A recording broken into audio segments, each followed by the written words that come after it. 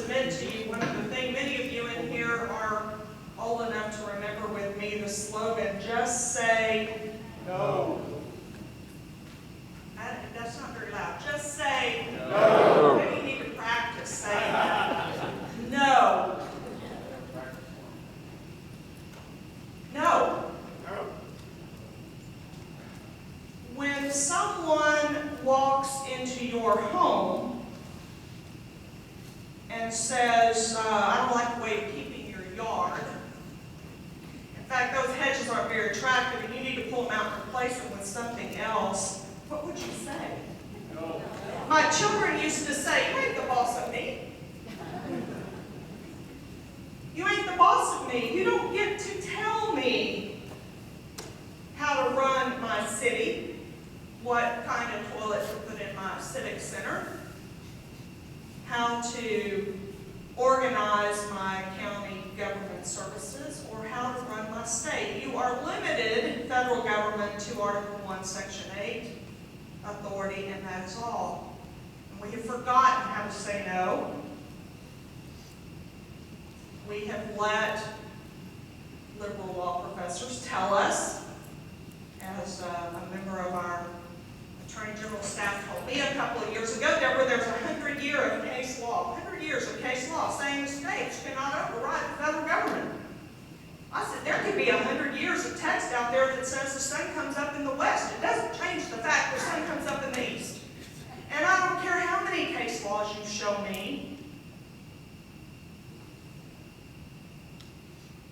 the federal government cannot override the states. The federal government is limited to those things in Article 1, Section 8, and that is all.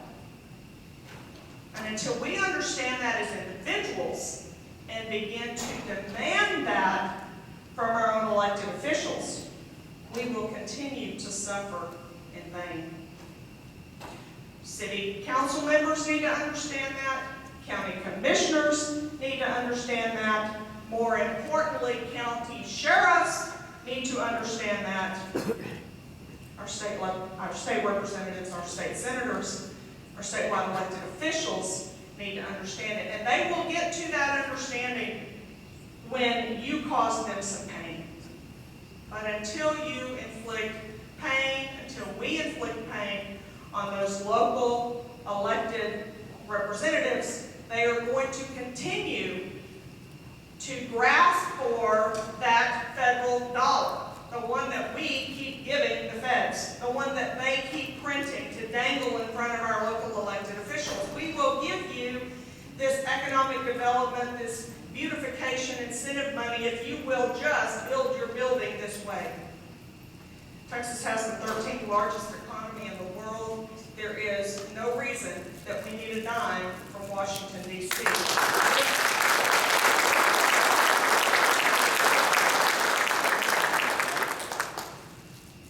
Mike mentioned the concept nullification and interposition. I learned everything I know about nullification and interposition from Tom Woods. I am grateful for his intellect and for the example and for the teaching that he does all across the country. Tom leaves a wife and a bunch of little girls at home in Kansas to come here, be here with us today, but he travels all over the country. He's an incredible speaking schedule, an incredible writing schedule. He has long been associated with the Mises Institute out of Auburn, Alabama. If you want to delve into, you may hear the terms Keynesian and Austrian, you should think Keynesian, central control, central management, centralized management of the economy, government management of the economy. That's Keynesian economics versus Austrian economics, free market. Free market management of the economy, which is kind of a misnomer because there's no management. We don't understand those concepts. Few of us have read the Federalist and Anti-Federalist papers. They're not included in our curriculums today.